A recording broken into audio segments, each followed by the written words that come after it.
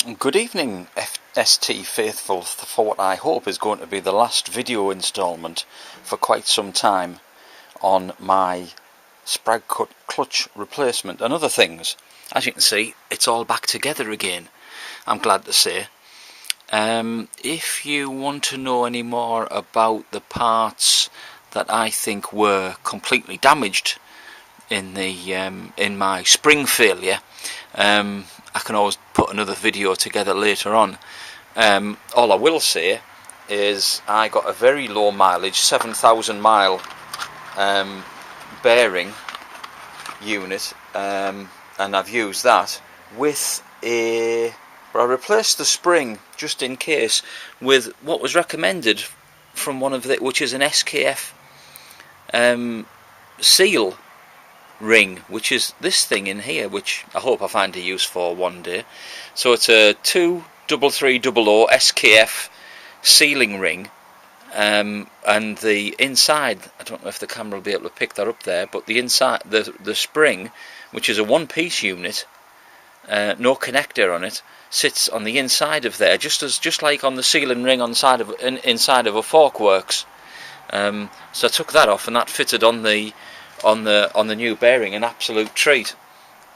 So as you can see, I've painted the casing up, replaced all the bolts with stainless, and changed the hose clips as well for some stainless ones.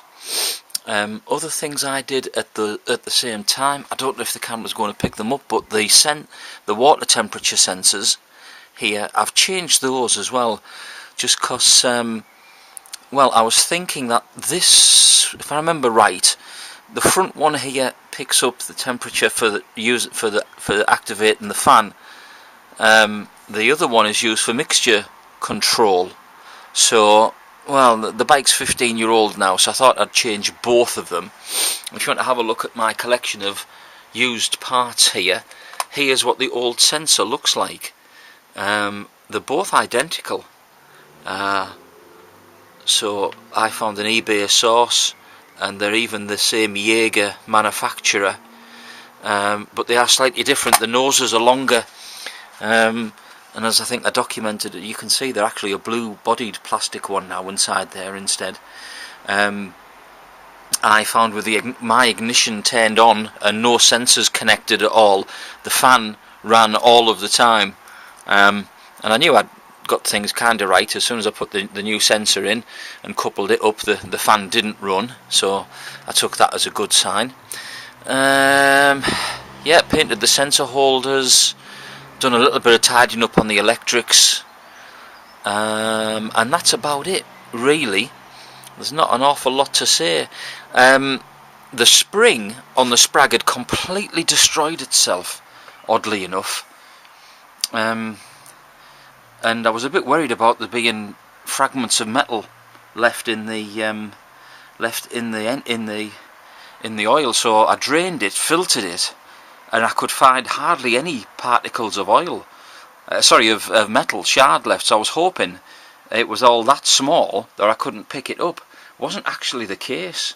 What I did, and I've moved them elsewhere now, sadly, but I'll get a hold of them. On my metal-bodied oil filter, I put a whole load of tiny powerful magnets, neodymium if I remember, something like that, magnets on the outside to try and attract any of the metal particles into the filter. And oddly enough, when I put the filtered oil back in again and ran the engine up, I let it run up to temperature twice because I'd actually was doing a coolant flush as well. I let the fan run in twice and then switched it off, let it cool. When I dropped the oil out, there was a lot of there was a lot of metal particles in this time. Not so many on the oil plug, on the magnet plug, but there was loads in the oil. So obviously the second flush did the world of good. So other stuff that went on, yeah, while we're on with the oil, the K&N filter that I normally use, and I'm getting quite annoyed with them now. This is the second time it's happened. It's a good job it's such a good filter, I think it is.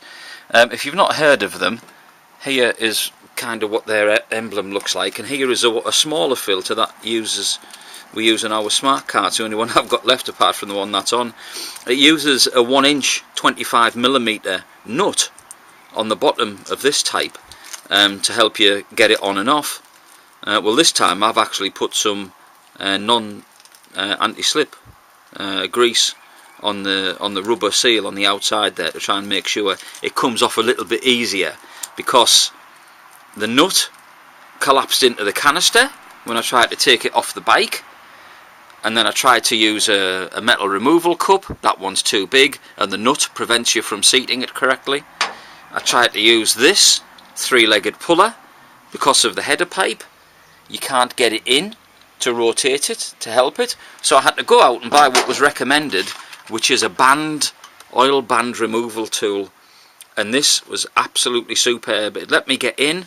I'll take you around the other side because there's another mod to show you. It let me get in and is the correct size for doing the work, so it let me get into the oil filter here, and you can see how little room there is, as we all know from these. And I tried to punch it off and all sorts, and it just didn't work. So I've put this on very gently by hand this time, and I'm going to. The good thing with this is there's a hole through the nut, and you can lock wire it. So I'm going to lock wire it on this time. What else is there to see? Oh yes, I'm trying the quiet clutch mod.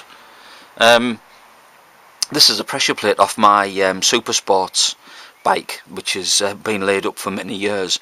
The essence of the clutch mod is you take the clutch plate, you take the pressure plate off, and all of the clutch plates out underneath, and at the very base, at the very back of the engine, there are 2 metal plates. You take one of those out and replace it with a standard friction plate instead.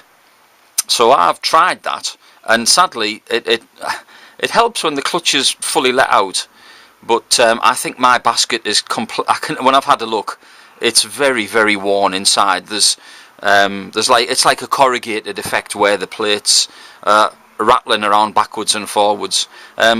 So the bike's going to sound really loud with this off at the for the meantime. But as I say, when the clutch is released, I actually think it sounds a little bit better. So I'm quite pleased with that one. And that is about it really. So no, I've got nothing else to show you. Oh yeah, one last thing. Someone told me you could use a MAN oil filter in this bike, and so I was told it was a W712 oil filter. No, the thread size is completely different, and apart from that, you've got to look for a one with a special slash and then quote 90 or something free suffix after that. So I've got 2 useless oil filters if anybody has a use for them. Right, I'm going to show you a startup now. Well, I hope it's going to be nice and smooth, and then we can hopefully round this video out and I can get the fairing back on again. So here goes.